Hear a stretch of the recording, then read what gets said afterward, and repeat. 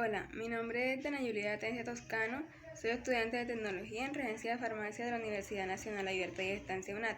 El siguiente video es con el fin de realizar la sustentación de la tarea 6. Los temas que vamos a abordar en la siguiente sustentación son la historia de los medicamentos, la historia de la farmacia y los campos en que se puede desarrollar un regente de farmacia e incluso sus funciones. Empecemos hablando sobre la historia de la farmacia. Sabemos que sus inicios se remontan a la prehistoria y a las creencias sobre hechizos, brujos, curanderos, etc.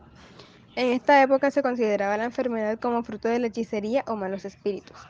Al principio las medidas tomadas para acabar con la inquietud que causaban las enfermedades eran primitivas y podría llegar a decirse que violentas, ya que se utilizaban traumatismos craneales como anestesia. Hasta aquí debemos tener en cuenta que estas medidas solo podían ser puestas en práctica en manos de un jefe o líder. Entre los años 3000 y 343 a.C., la medicina estaba desarrollada en Egipto. Incluso Homero llegó a considerar a Egipto como el país de los médicos. Esta evolución se relacionaba con la sequía y la fertilidad. De esta última se obtenían drogas, venenos e incluso remedios. Llegamos a Roma con Galeno.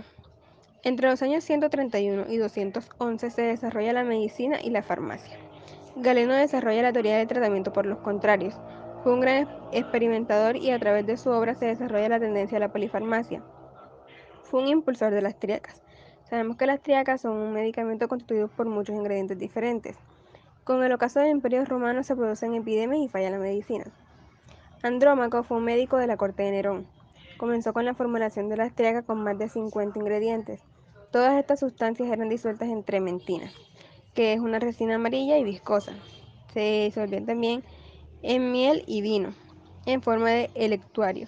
Esta es una preparación de varios ingredientes. También en esta época Nicandro de Colofón escribe el poema Tríaca en que detalla la composición de muchos medicamentos. En la medicina árabe se absorben los conocimientos de las culturas ocupadas y fundan universidades a su paso. Se inician los estudios alquímicos y se utiliza la destilación. El médico más reconocido es Avicena. Toda la información de esta época apoya el hecho de que las artes curativas estaban más basadas en la experimentación y el conocimiento que en encantamientos y ceremonias. En 1393 se escribe la primera farmacopea oficial, en Florencia. Sabemos que la farmacopea es un libro oficial de medicamentos. En la América precolombina, el sistema de tratamiento estaba dirigido a lograr el equilibrio entre el enfermo, la familia y el grupo social, con las leyes y fenómenos de la naturaleza teniendo en cuenta el dominio religioso y la ideología mágica.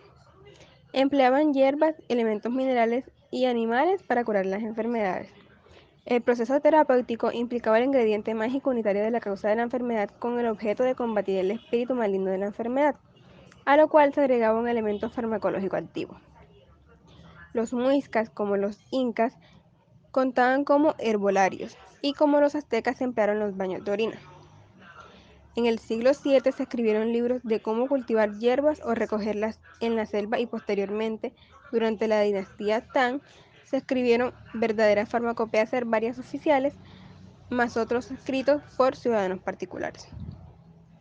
En esa época existió también un famoso médico rural de nombre Sun, considerado el rey de los prescriptores, quien estudió los tres pilares de la sabiduría china: el confucianismo, el taoísmo y el budismo, y con la integración de la acupuntura, la moxibustión y el uso de drogas, constituyó un sistema completo de medicina.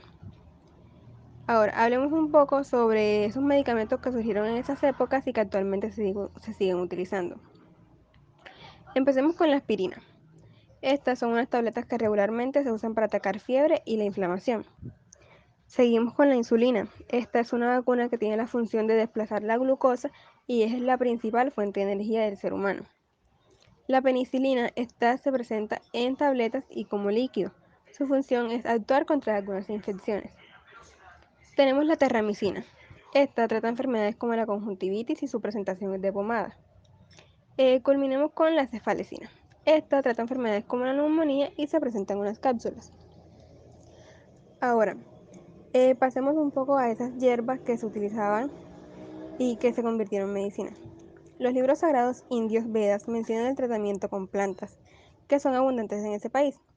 Numerosas plantas de especies utilizadas incluso hoy en día provienen de la India, como son la nuez moscada, la pimienta y el clavo, etc.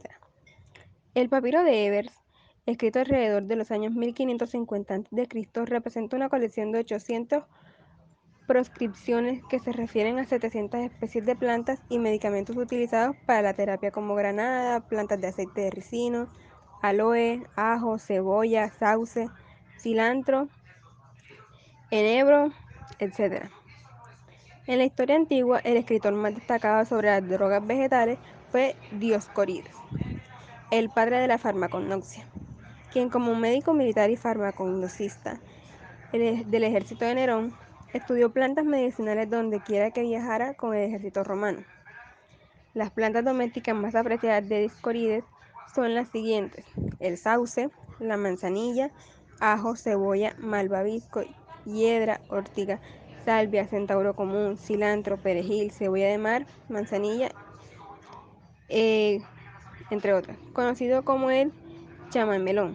Se usa como antiflogístico para curar heridas, picaduras, quemaduras y úlceras. Luego para limpiar y enjuagar los ojos, oídos y nariz y boca.